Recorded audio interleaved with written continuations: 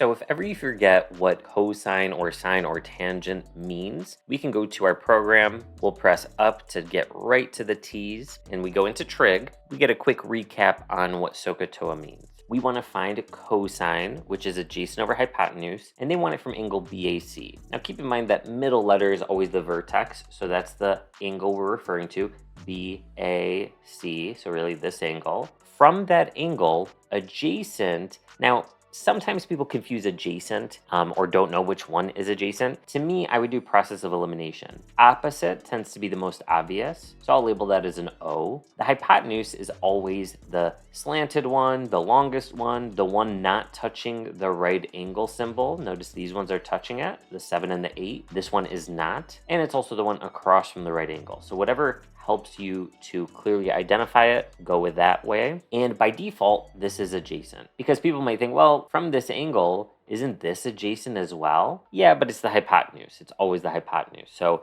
adjacent is the other side. So now if I want to do adjacent over hypotenuse, adjacent over hypotenuse, and then at that point I might look at my answer options to see, did I get it? Well, none of those says that exactly. I know it's definitely not B. That doesn't even look remotely close. I know that the 8 should not be involved, so I'm going to eliminate C, and now I'm down to A and D. Well, you probably are thinking, how does the fraction just totally go away? I'm going to eliminate A, and you'd be right to do so, but if you're curious how you get the answer, you really multiply top and bottom by the root, because anything over itself is 1, which you can definitely multiply by. It doesn't change the value, it simply changes the appearance, and this process is called rationalizing the denominator. Now notice in the denominator, any root times itself, that's the same as saying squared. So the square and square root cancel, and you're left with just the radicand, the part that was under the root, and up top we have 7 root 113, which matches with D.